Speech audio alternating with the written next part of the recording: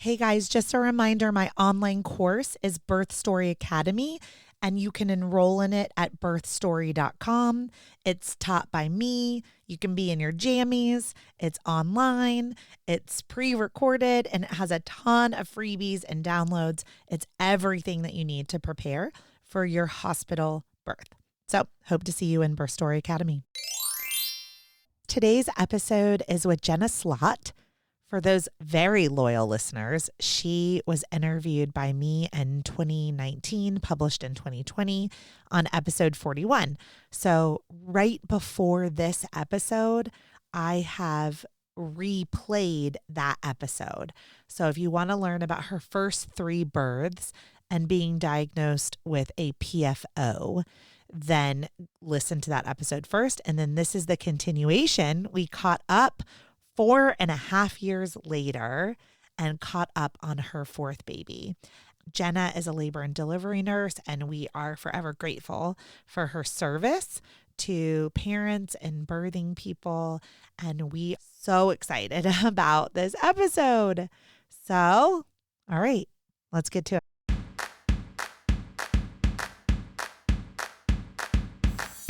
What does a contraction feel like?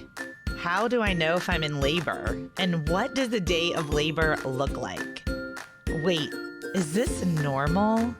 Hey, I'm Heidi. My best friends call me Hides. I'm a certified birth doula, host of this podcast, and author of Birth Story, an interactive pregnancy guidebook. I have supported hundreds of women through their labor and deliveries, and I believe every one of them and you deserves a microphone and a stage. So here we are. Listen each week to get answers to these tough questions. Birth Story, where we talk about pregnancy, labor, deliveries, where we tell our stories and share our feelings. And of course, chat about our favorite baby products and motherhood. And because I'm passionate about birth outcomes, you will hear from some of the top experts in labor and delivery. Whether you are pregnant, trying desperately to get pregnant, or you just love a good birth story, I hope you will stick around and be part of this Birth Story family. Hey, Jenna, welcome back to the Birth Story podcast. How are you doing today? Hi, Heidi. Thank you. I'm pretty well. How are you? I'm really good. I was like, Good. My mind is blown though, you guys, because I was thinking that like Jenna and I just talked to I'm going to kick off my shoes. Hold on a second. I was thinking we were just talking like a minute ago. But when I went back I went back to find your episode, which is episode 41. And now we're like on 200 or something. And it was actually 4 years ago. We recorded in 2020. I know. How is that possible? I know. That baby is now 4.5. Isn't that crazy? Crazy. I know. I think the same thing. And I have an 8-year-old, so I probably had a 4-year-old at the time, you know? And now I have like a big kid, you know? So I know. Crazy. Well, welcome back. I'm really excited for you. Thank you. For those of you guys that don't remember, I have no idea actually what's going on in Jenna's life now. But when we talked in 2020, Jenna's a labor and delivery nurse who is working at one of the largest, busiest L&D hospitals in the United States, and talked about this really unique medical condition called a PFO. And so if you want to learn about that and like the background of Jenna's stories, start with episode 41 and then like come back because we're reunited today, Jenna. Yeah, it's fun.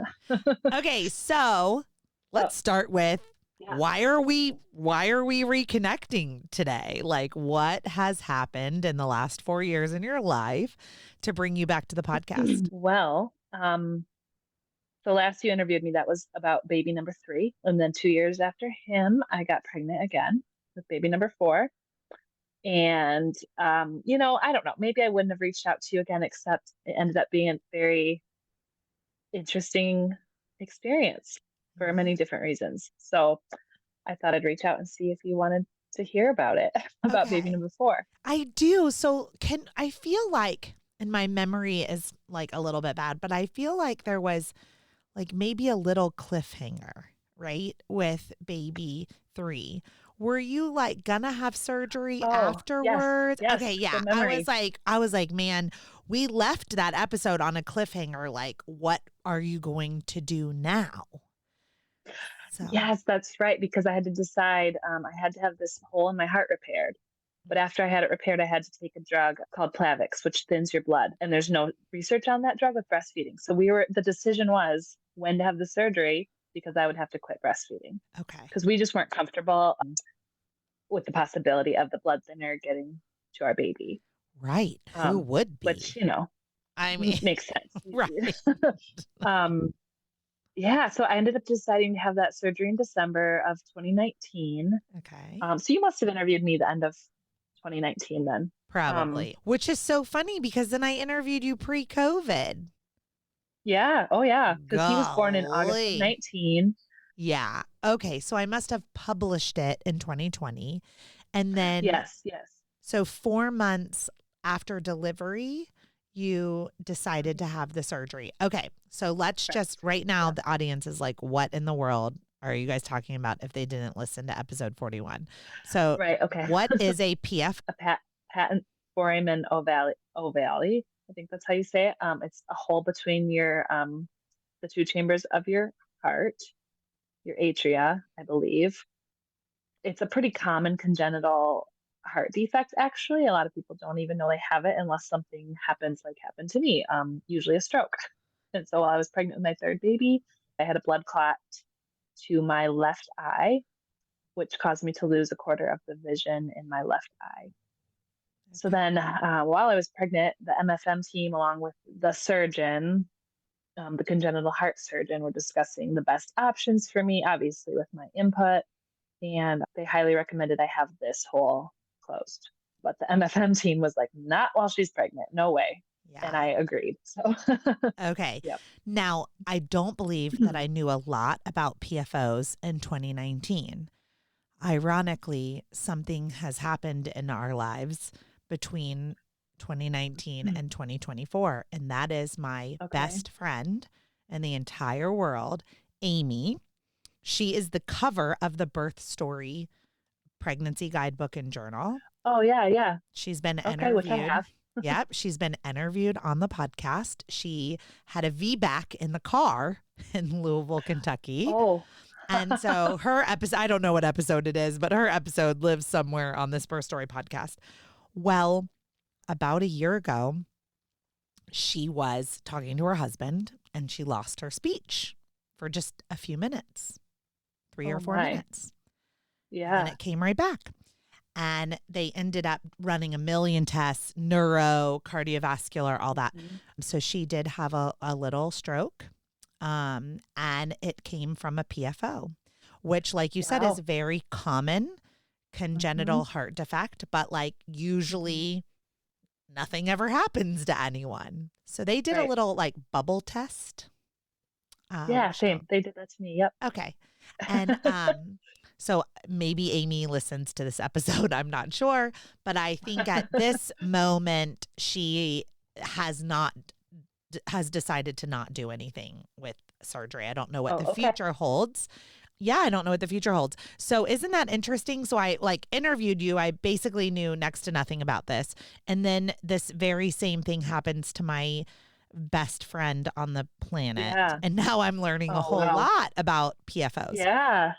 So, okay. Yeah. So Wow. for you guys that are like, whoa, I mean, because Jenna's birth stories were really cool and good. And we talked a lot about being a labor and delivery nurse too. So I highly recommend going back and listening to episode 41 on her first 3 birth stories and learning a little bit more about a PFO. But like, if you're pregnant right now, don't freak out. This is like very rare. The reason I'm interviewing Very Jenna, rare. like this is super rare. Okay.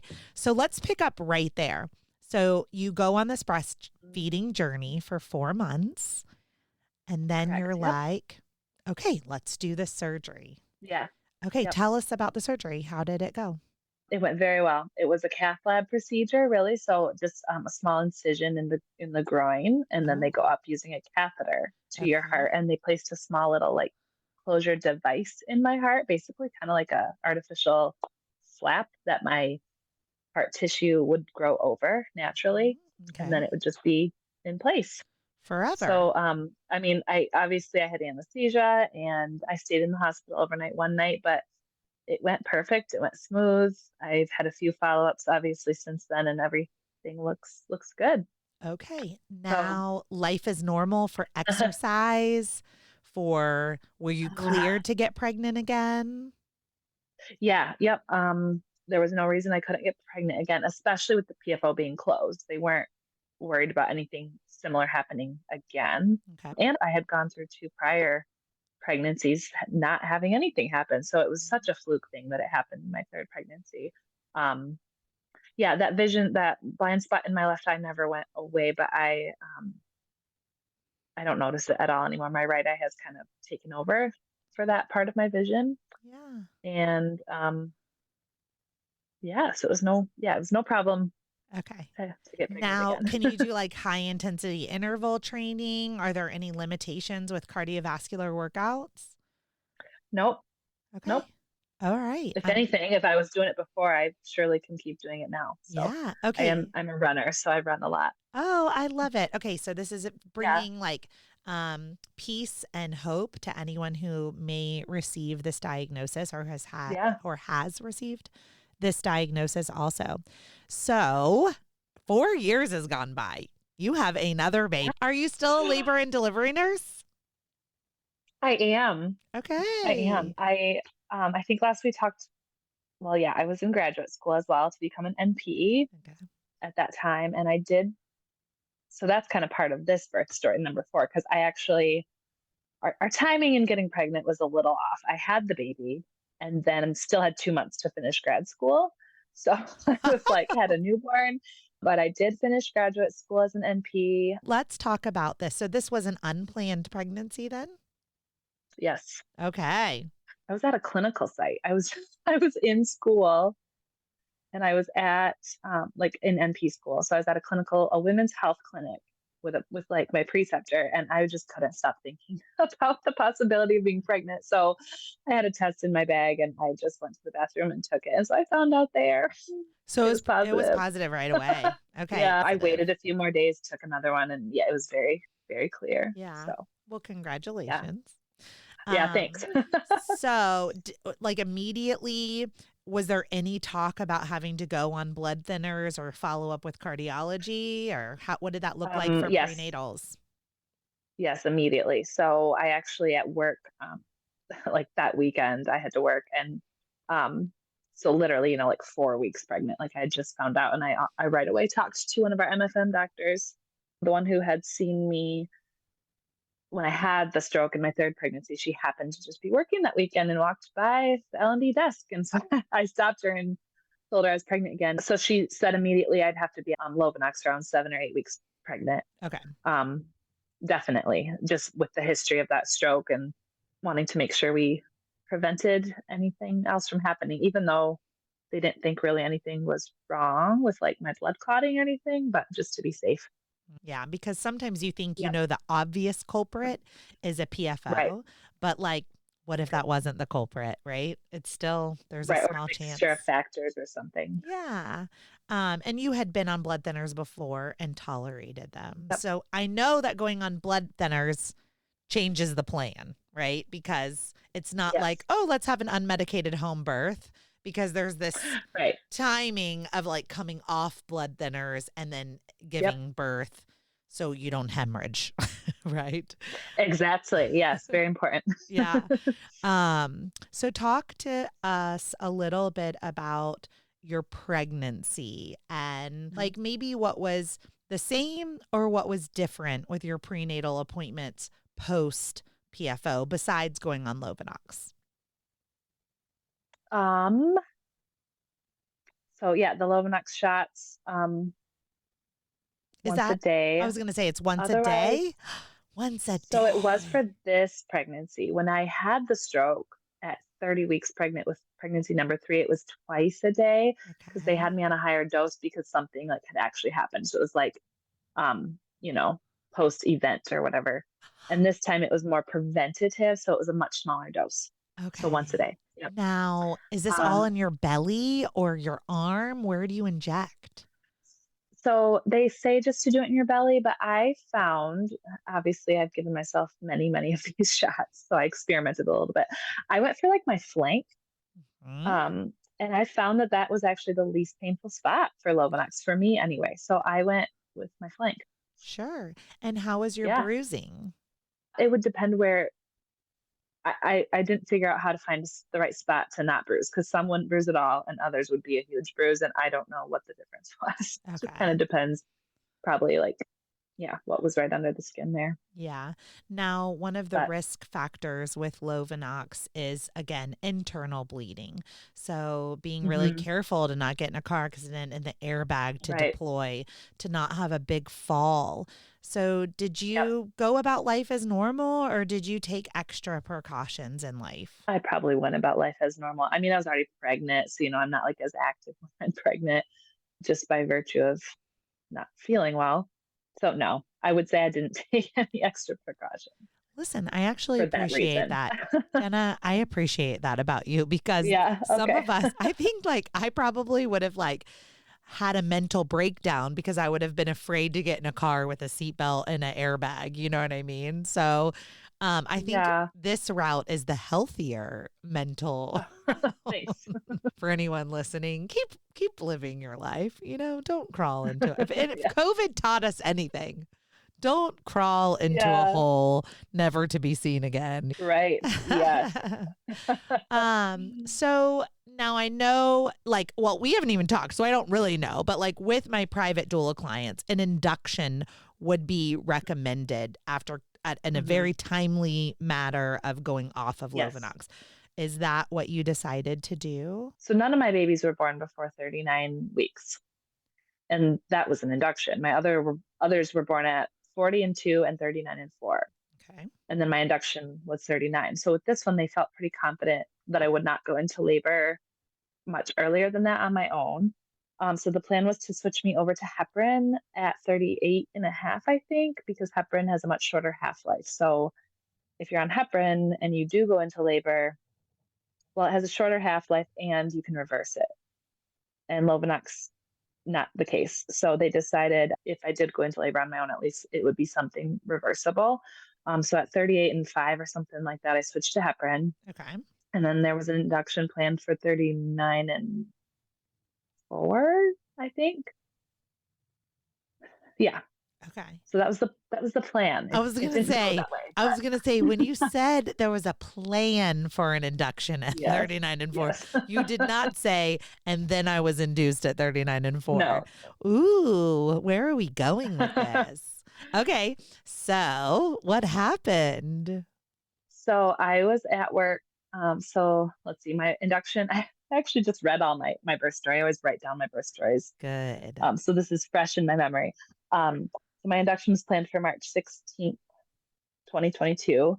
Okay. And I was at work on the 14th. So day shift, OB triage. I was working in OB triage that Okay. day.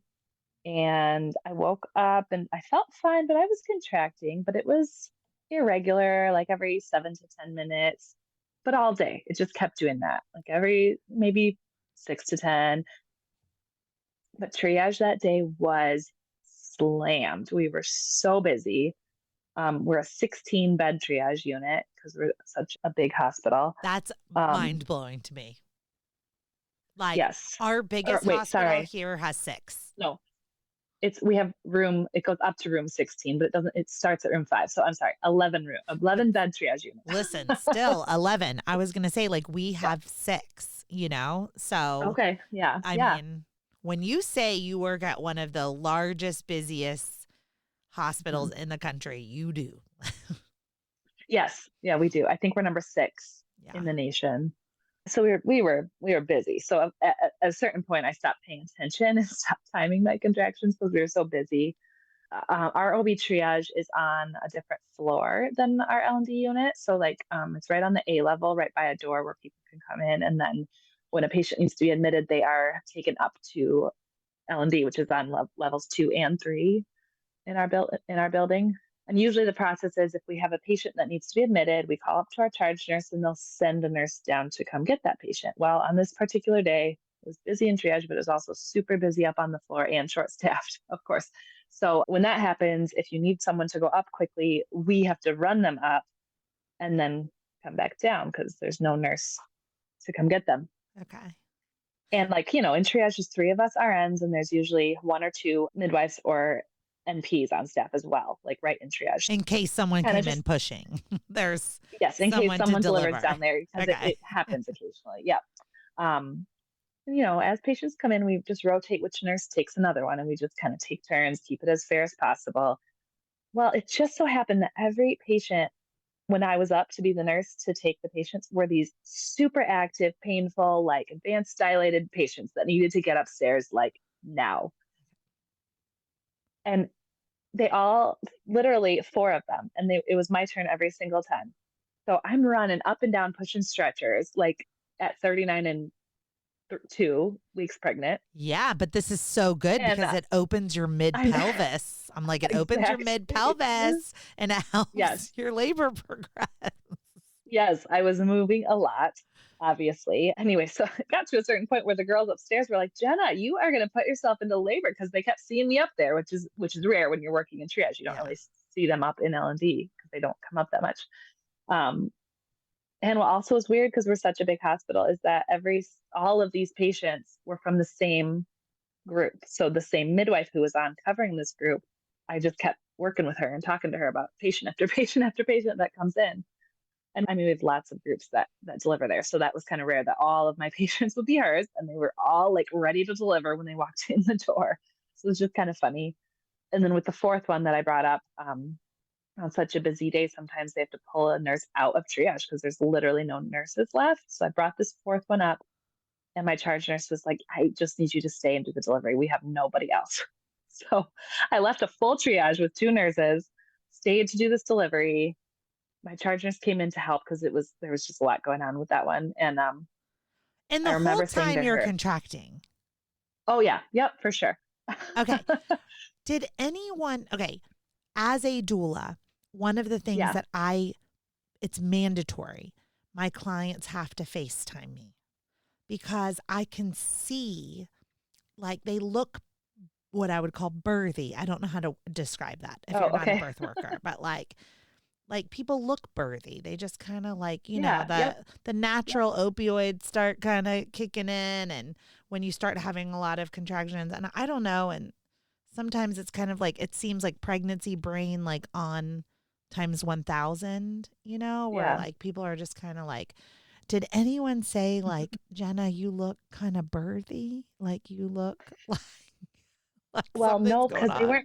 weren't painful. They were not painful yet. It was Okay. just consistent, like tightening. Yeah. But at this birth, my charge nurse stepped in the room to help, and I very vividly remember just kind of standing there with her. The midwife was doing something with the patient, and we were waiting a second.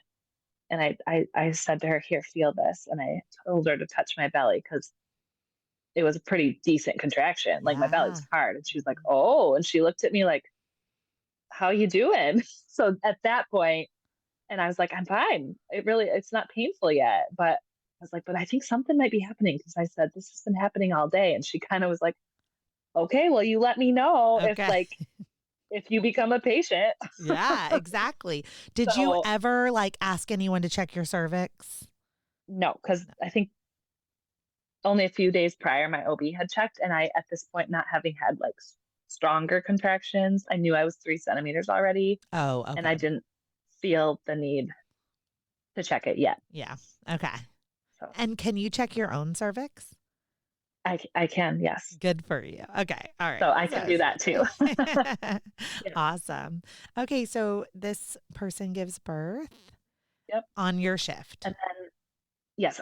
So at this point it's like 4 p.m. Okay. and I've already brought up all these patients. So she delivers, and then another nurse becomes available. So that nurse takes over for me for the recovery, and I go back to triage because they really needed me back in triage. Okay. So I walk towards the elevator, and the secretary, literally at this moment, the secretary says to me, Jenna, you're going to walk out of here and your water's going to break. kind of in like a just funny tone. And I just laughed and I said, oh, I wouldn't mind, because I'm at this point, I'm ready to have a baby. Yeah.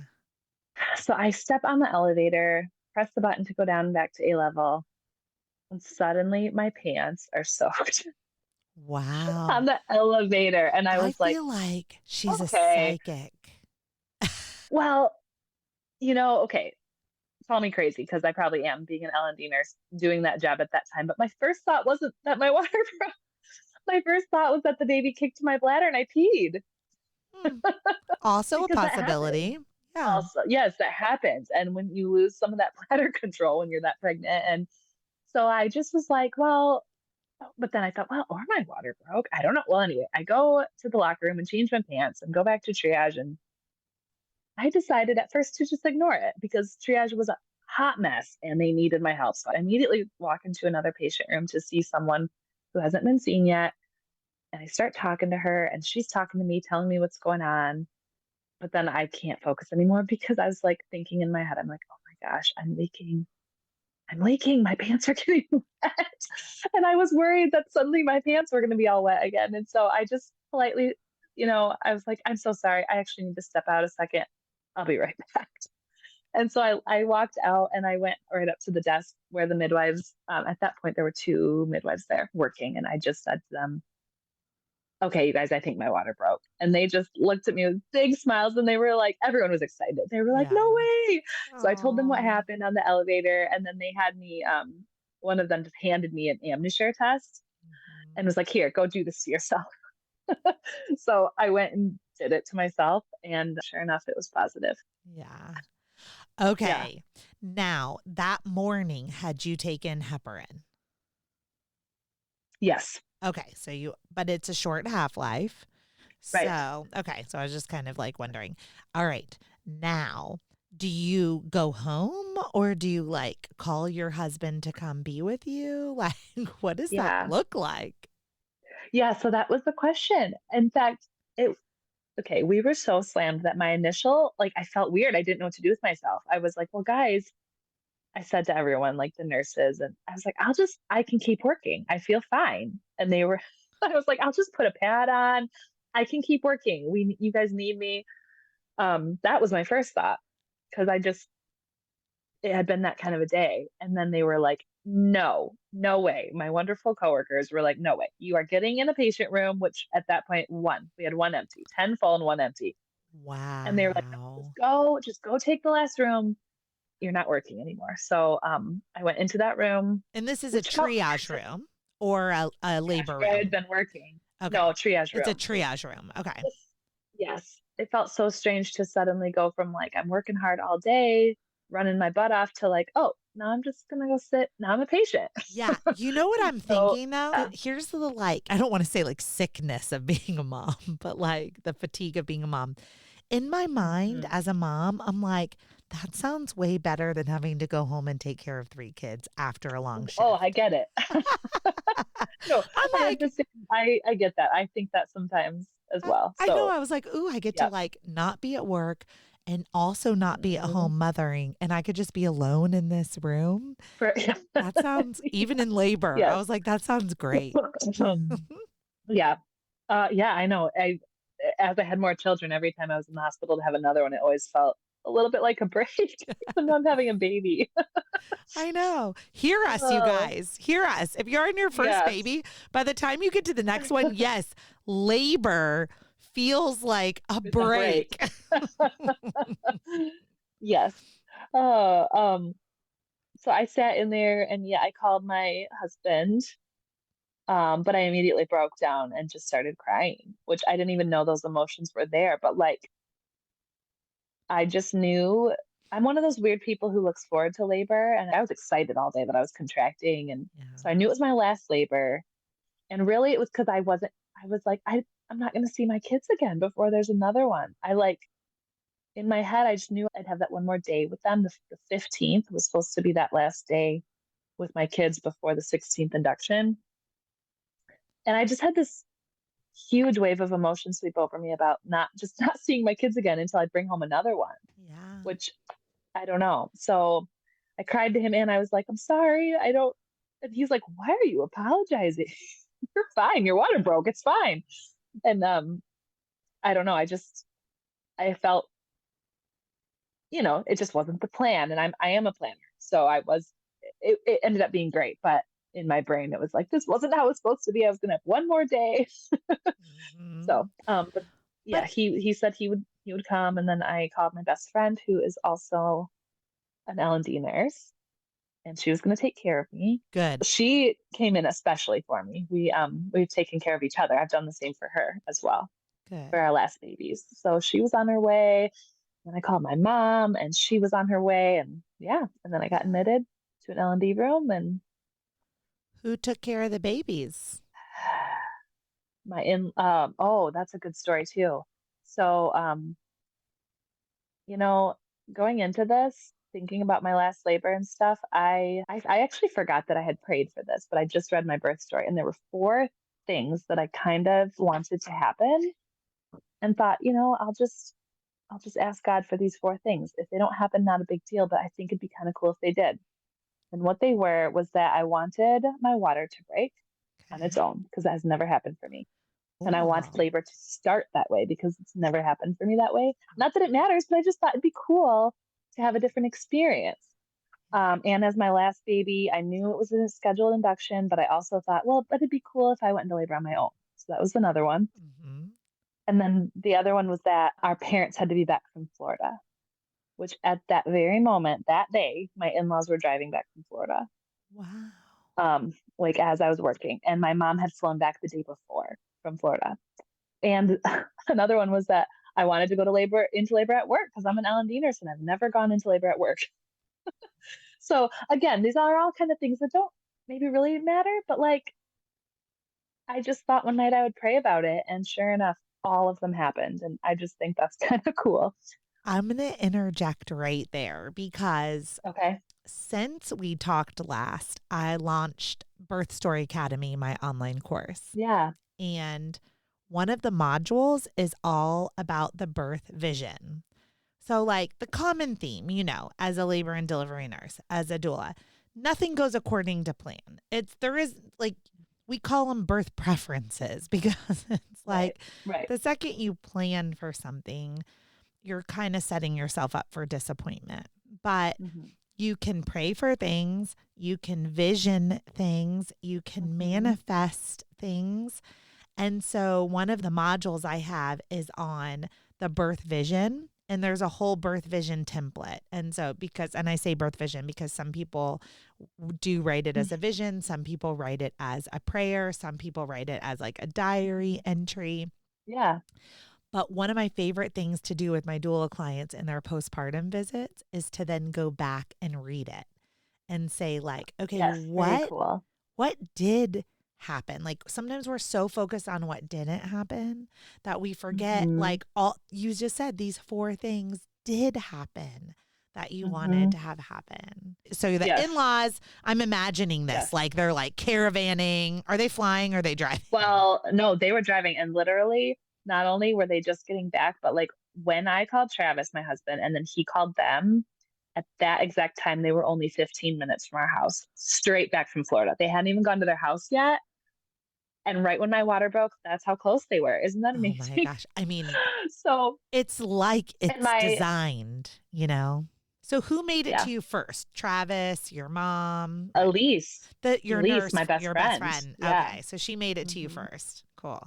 Yes. Do they pay Yes. Because she her? didn't have to Like, wait for does she anybody. get to like log in and get paid? Oh, yes, she Oh, clocked in, good. especially on a day like that when they were already short-staffed and someone's offering to work. They're like, yes, please, please come work.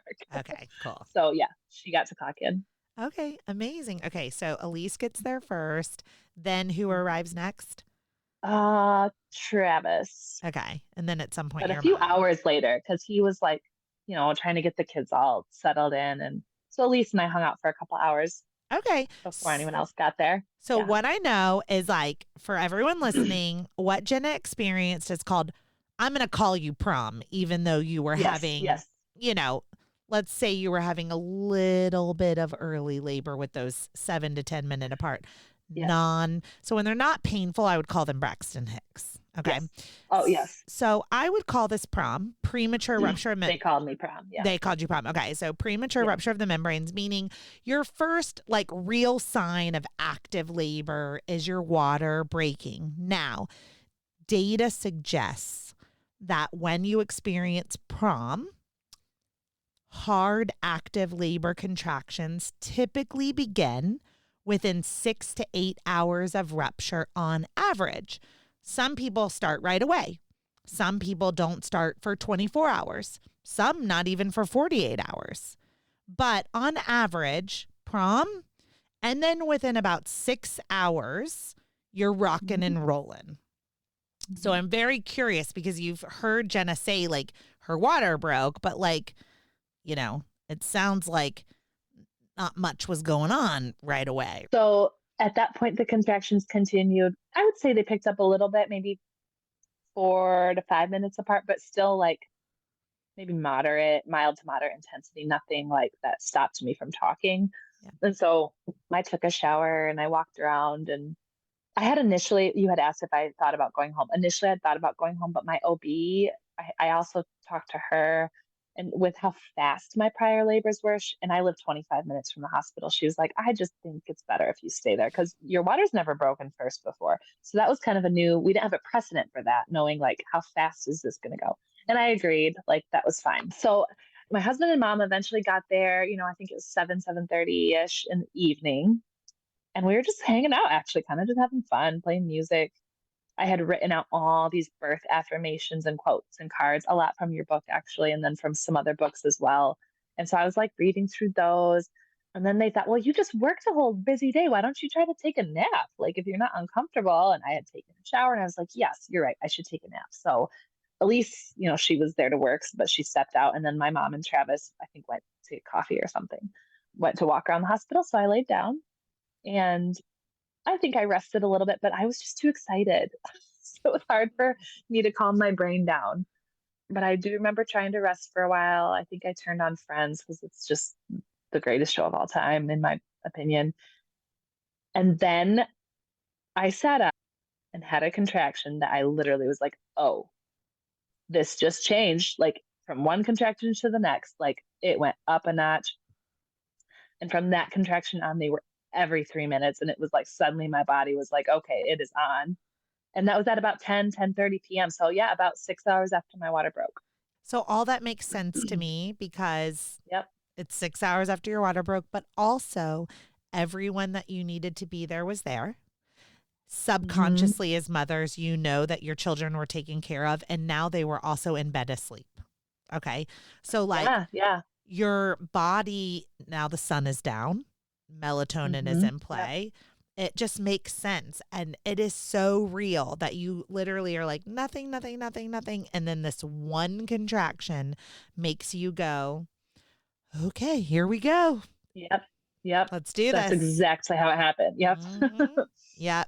So I remember watching Legally Blonde, having the best time of my life in the hospital and hanging out with my husband. And then this one contraction that I like couldn't watch the movie. And I was like, and it was no longer funny. And Reese Witherspoon's always funny to me.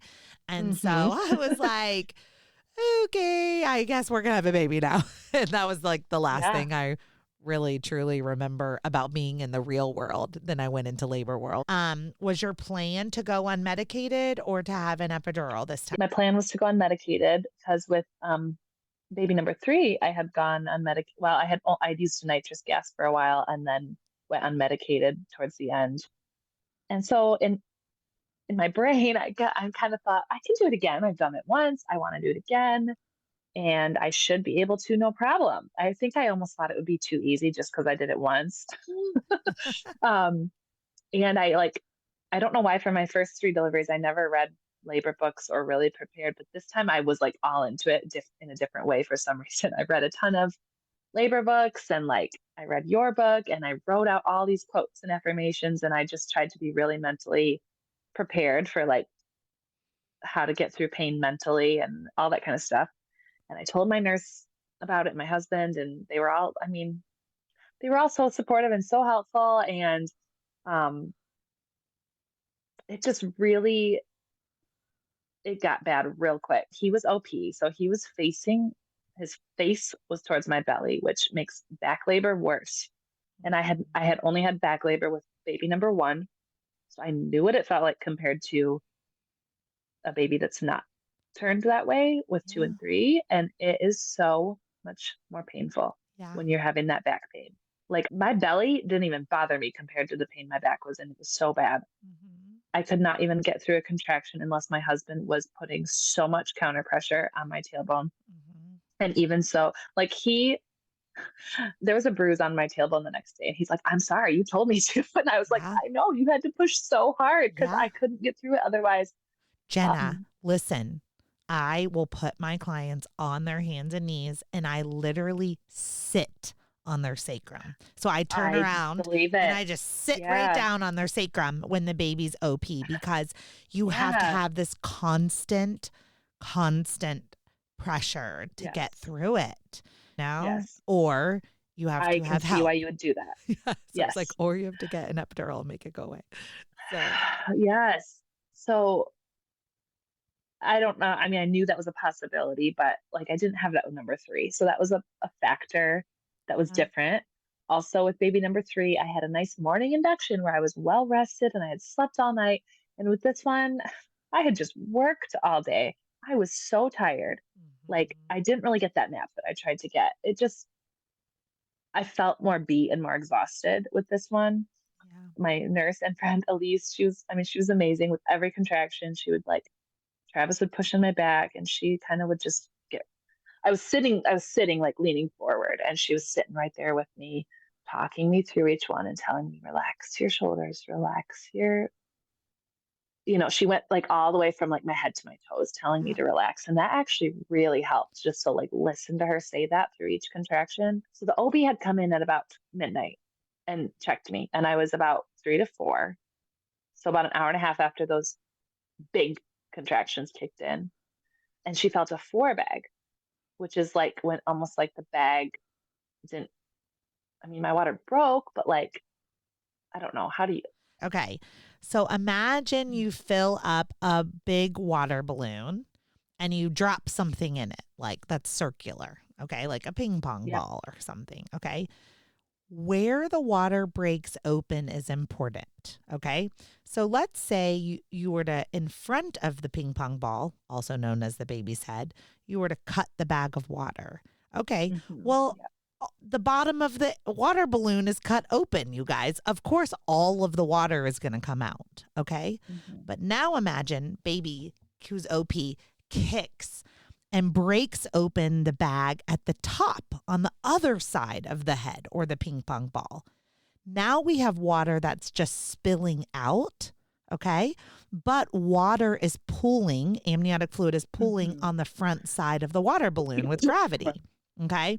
So Mm-hmm. that's what I would call the 4 bag, right? Is Yes. Yep. essentially still your bag of water Yes. mostly being intact, but you have a tear or an opening somewhere else where amniotic fluid is leaking out and spilling over, but it's still pulling either in front or behind the baby's head. And unless you cut Yes. the bottom of the balloon,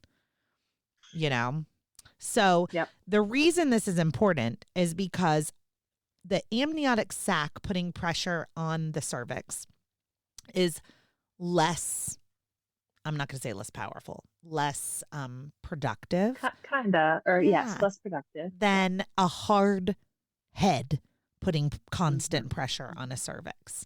And so that's why Yes. once your water breaks and the head drops down onto the cervix tends to open much more quickly than when it's a bag of water pushing onto the cervix.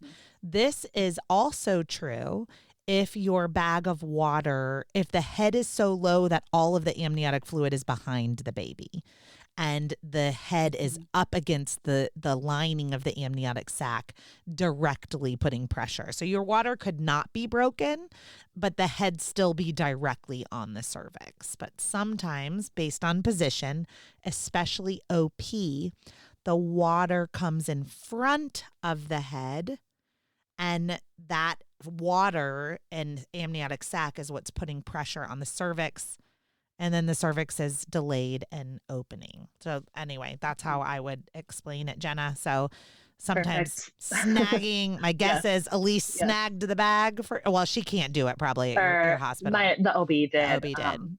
Yes, the doctor. She came in and broke it, and it was very meconium stained heavily.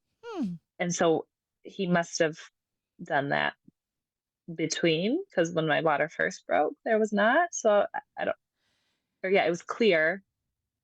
And then this 8 hours later, it was meconium stained. Yeah. And the color Yeah. tells us how fresh it is. Okay. So think about Yes. anything. If somebody poops 3 days ago and it's soaking in water, it's very diluted. It's a lighter yellow Yes. color. When it's very Yes. fresh, it's that darker, thicker, mushier, Yes. green, tarry color. This was very fresh. Yeah. It was disgusting. So she broke it, and suddenly I'm in this pool of poop, essentially. So like Yeah. we got it was quite the mess. We had to Yeah. change everything out. So that was at midnight. So then going back to those really, that terrible back labor, and then I had Elise check me at like 1:30 maybe. Because I was getting like, if I'm not like 9, I can't. Like, this isn't working. Oh, and I had tried the nitrous, and this time around was not cutting it. It was just was not. She checked me and I was 6, which I know is fine, but in my brain I was like, I can't. I wasn't coping well, even with all of their help.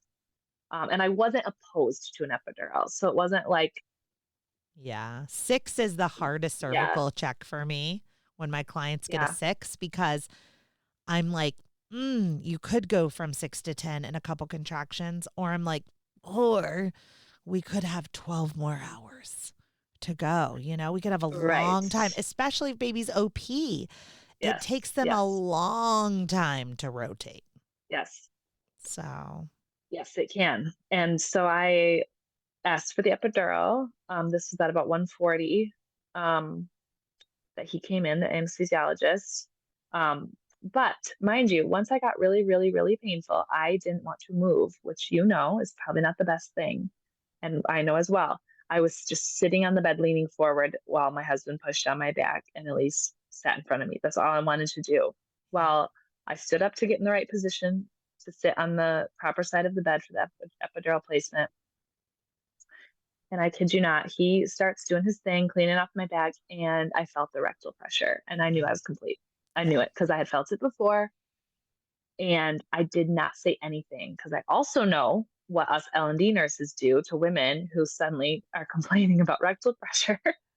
I knew if I told Elise I felt that, I knew she'd say, "Oh, great, let's just push." Right. And I was so set in that moment on getting my epidural that I kept my lips sealed, even though in my heart, I knew I was complete.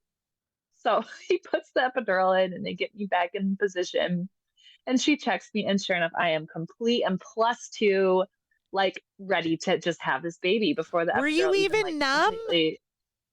No, I was not. Okay. Well, the bolus, maybe the initial bolus took the edge off a little bit, It did. So I think the timing, like right when they laid me down and checked me, I was complete. And by the time she called in the doctor and we started pushing, I think I only pushed with 3 contractions. And I think maybe the last couple were a little more comfortable. Oh my God. You had an epidural for 3 contractions. This is hilarious. I know. Oh my God. I didn't know. I mean, you knew, but I will say, getting the bolus. Once I set up. Yes, I knew. Yeah. Just getting the bolus, though, is a mental game changer, right? Like, I have tons of clients that get epidurals at 10+2, especially if they're first time. I'm like, sure, great. And then you'll have it for your hour of pushing or whatever, So even if they're 10+2, I'm like, sure, let's get an epidural, because it's a mental game changer of like, okay, I'm going to feel less, and that makes me feel like I can be stronger. Yep. So I totally get it. And I'm also, let me just say, I am proud of you for recognizing I'm tired, I need rest, I've had an unmedicated birth, I know I can do it, I don't want to do it.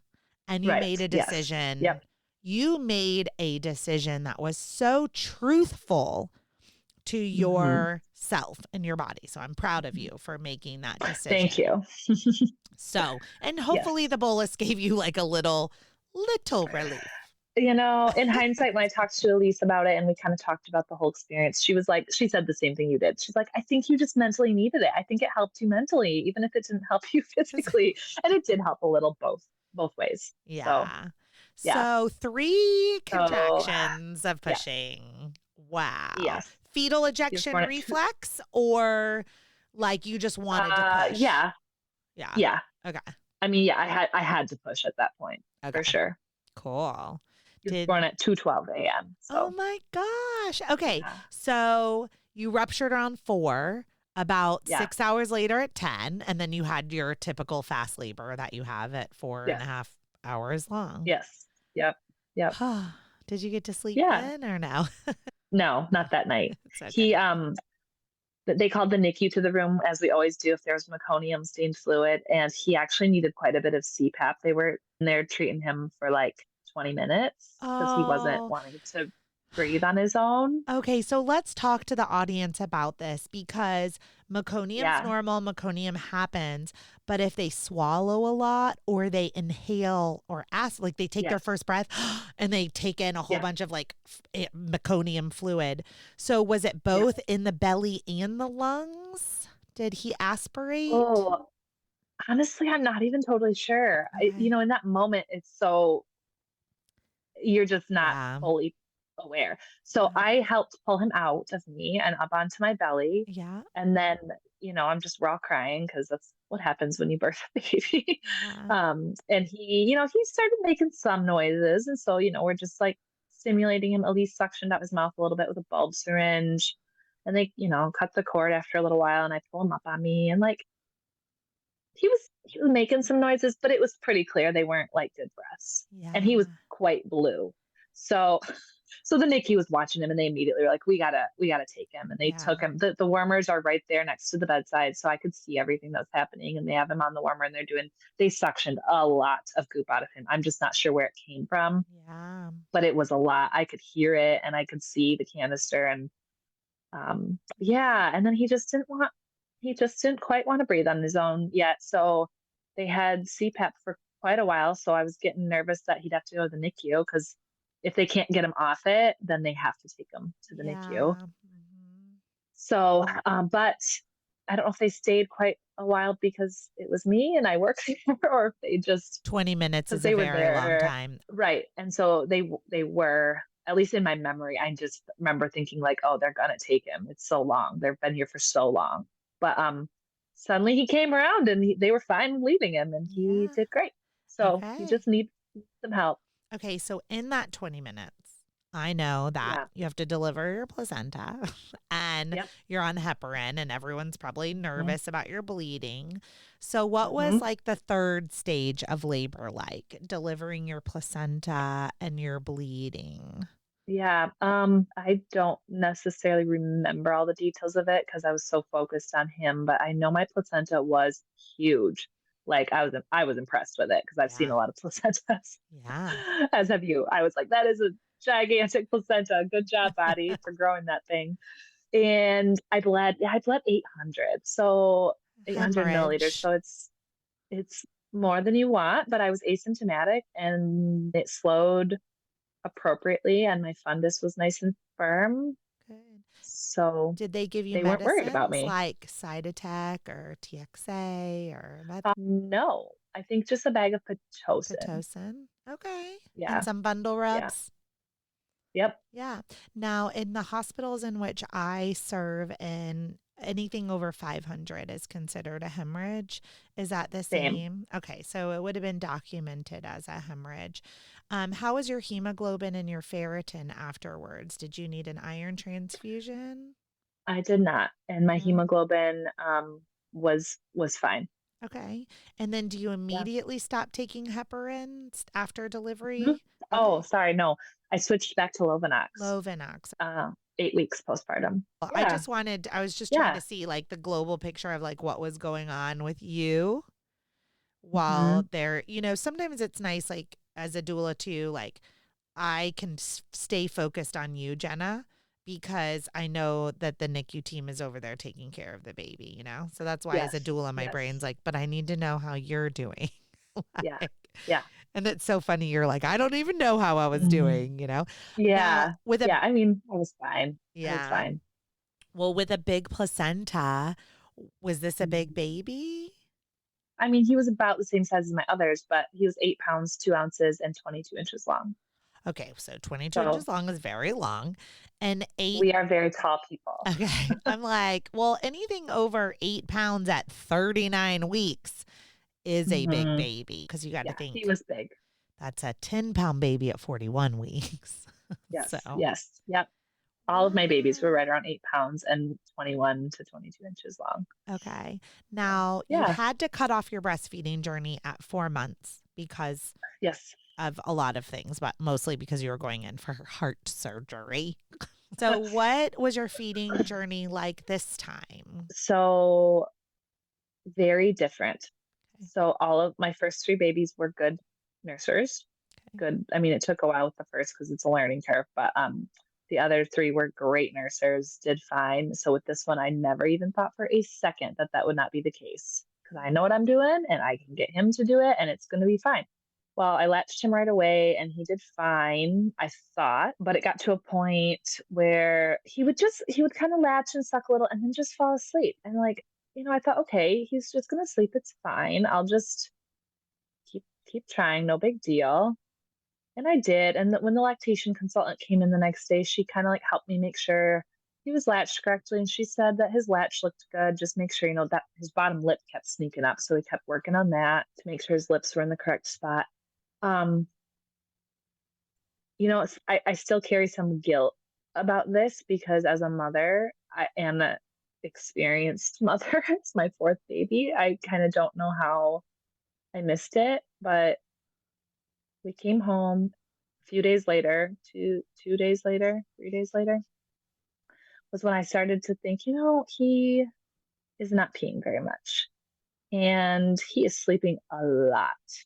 And like I was latching him and I thought he was sucking and I just thought he was doing fine. And so I called the doctor and she was like, well, is his urine pretty dark? And I said, yeah, and there's not much of it. She said, I just think he's not getting enough. You should give him a bottle. But basically, I took him in for a weight check the next morning and he had gone down too much, like below that 10% that they allow. Did they check his And blood sugar? they did not, but they checked thoroughly for any sort of a tongue tie and did not find one. No, yeah, they didn't check his blood sugar, but my pediatrician was so helpful. She's like, it's okay. I started crying right there in front of her and she comforted me. She's like, it's okay. Yeah. You're doing your best. And I have a plan. And she like sat down with me and she's like, this is what we're going to do. She's like, every 2 hours, we're going to give him this. And then overnight, every 3 hours, we're going to give him this much and give him a bottle. And anyway, she was just very, she's like, we're going to get him through this. He'll breastfeed. Don't worry about it. So I had expressed some milk, both with a pump and with a Haka, which is another reason I thought he was getting some because my Haka was getting some. So I don't know what was going on, but I started giving him my milk in a bottle, and he did fine. He did great with that, and sure enough, he immediately started gaining weight and was doing just fine. So all that to say, I went to lots of lactation consultant appointments, and I just could not figure out why, with a good latch, and like why is this kid not getting what he needs when he breastfeeds? And Yeah. this was over the course of many, many weeks of many lactation consultant appointments and literally trying absolutely everything I could try to get him to breastfeed successfully. And he just wouldn't. Even the lactation consultant said to me, I don't know what else to tell you. She's like, he just doesn't transfer the milk. He latches, takes a few sucks, and then just stops. He refused. Basically, this baby refused to breastfeed no matter what I tried to do. And for me, that was a big humbling experience. I was very, very much along the lines of, I will get this kid to breastfeed if it's the last thing I do. And I tried everything he would not. So Yeah. I became an exclusive pumper. That is very difficult. How long did you last? Very, very difficult. I pumped 7 times a day for 9 months.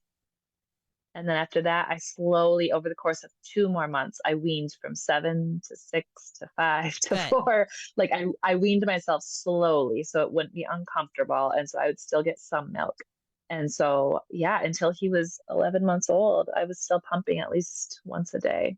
Wow, that is a lot of Yeah, commitment. we had to buy a freezer so that to store my breast milk in. I Anyway, bet because it wasn't a yeah. supply issue, like, of course, Oh no, I had tons. I had double So, what he was eating. So yeah. Well, Jenna, this was really fun. I'm like so happy to catch up with you and to like yeah, you hear too. this story. And it's really fun to not know anything in advance. That's my favorite. I'm like, oh, this is so cool. I have no Yeah. idea where we're going with this. I hope you guys learned something today. While we were recording, I made the decision to republish episode 41 right before this. You guys, it'll be right before this one. So I'm really excited for you and congratulations on a beautiful family. If you have another one, call me back. Nope, no more. All right, thanks, Heidi. Thank you for listening to Birth Story. My goal is you will walk away from each episode with a clear picture of how labor and delivery might go, and that you will feel empowered by the end of your pregnancy to speak up, plan, and prepare for the birth you want, no matter what that looks like.